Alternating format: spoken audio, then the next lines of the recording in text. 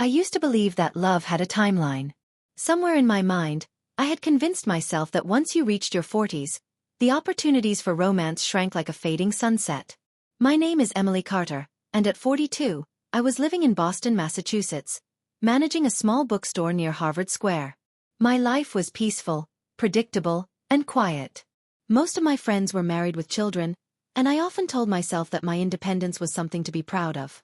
Yet, deep inside, I longed for someone to share life's simple moments with, a companion to laugh with over coffee, to walk with through the fall leaves, and to hold on to when nights grew too silent. I wasn't unhappy, but there was a hollowness that lingered beneath the surface. Everything began to change one crisp autumn morning when the store's bell jingled and a man walked in, brushing off the cold from his coat. He had a warm smile and kind eyes that immediately caught my attention. His name was Daniel Morgan, a 44-year-old architect who had recently moved back to Boston after years of working in Chicago.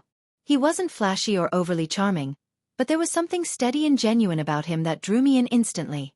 He asked if we carried a particular book on design, and the way he spoke with calmness and interest made me feel like the store was suddenly brighter. We talked for a few minutes, and before leaving he said, "I think I'll be back. This place feels like home." True to his word, Daniel became a regular. Every week, he'd stop by, sometimes browsing books, sometimes just chatting. Our conversations grew from light topics, like favorite authors or Boston's unpredictable weather, to deeper ones about life choices, regrets, and hopes for the future. I found myself looking forward to his visits, preparing little things like making sure the store smelled of fresh coffee or leaving out books I thought he might like. Slowly, I realized something. I was smiling more, laughing more, and feeling a spark I hadn't felt in years. One evening, after I closed the shop, I found him waiting outside with 2 cups of hot chocolate in hand. "You've been on your feet all day," he said, handing one to me. "Let's take a walk." We strolled through Boston Common, the city lights reflecting on the pond, the crisp air filled with the sound of distant laughter and footsteps. Daniel shared stories of his childhood, of how he had once dreamed of designing theaters but had ended up building office complexes instead. He confessed that moving back wasn't easy, but he wanted a slower pace, something more meaningful than deadlines and skyscrapers. And then he looked at me and said, "Meeting you here, it feels like the universe gave me a sign." Those words stirred something in me. For years, I had told myself I was too old to expect anything new, too settled to invite love back into my life. Yet here I was, walking under twinkling city lights, feeling like a teenager again. The weeks turned into months, and our bond deepened. Daniel began helping me at the store on weekends, fixing shelves, suggesting community events, and even setting up a cozy corner for book readings. Customers noticed the difference. My store was more alive, and so was I. But love is never without its tests. One afternoon, over coffee, Daniel admitted that his last relationship had ended badly. He had been engaged once, but his fiancée decided she wanted a different life, one without him. The wound had left him cautious, afraid of building something that could collapse again. I listened quietly, and when he asked if I had ever felt the same, I told him about my failed relationships and how I had nearly given up on love altogether. We laughed at how life had brought 2 broken hearts together, both hesitant yet both longing for connection. The turning point came on a snowy December evening. Boston was blanketed in white, and I had decided to close the shop early. Daniel appeared at my door, cheeks red from the cold, holding a small wrapped box. "Merry early Christmas," he said shyly. Inside was a delicate silver necklace with a tiny charm shaped like an open book. "For the woman who reminded me how beautiful stories are," he said. I was speechless. It wasn't about the necklace, it was about the thought behind it, the tenderness in his gesture.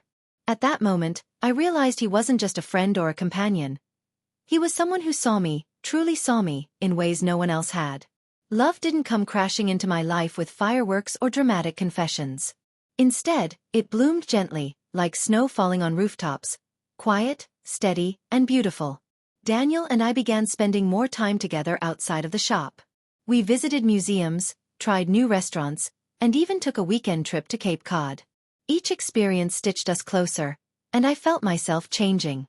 The woman who once thought she was too old for love was now laughing by the sea, her heart lighter than ever before. Of course, there were challenges. Friends questioned me, wondering if it was wise to invest so much in a new relationship at my age. Some even teased that it was just a late midlife fling. But Daniel stood by me, reminding me that love isn't about timelines, it's about finding someone who makes life richer. You're not too old, he'd say. You're just in the perfect chapter. Those words became my anchor. By spring, Daniel surprised me again. He had been quietly designing something on his sketchpad for weeks. One Sunday, he brought me to a little corner of the shop and unveiled his idea.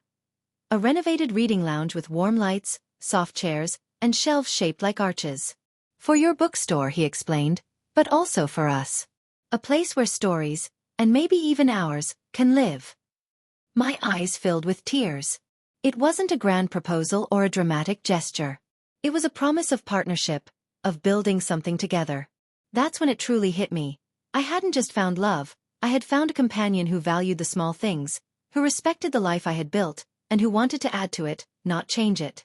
Years later, I still remember the day he first walked into my bookstore as the day my life shifted. I had thought I was too old for love, but Daniel taught me that love doesn't care about age, timelines, or past scars. Love comes when you least expect it, quietly, gently, but powerfully. Today, as we sit together, me with a book in hand and him sketching his designs, I smile, grateful that I was wrong. Because sometimes, when you think the story is over, life surprises you with a brand new chapter.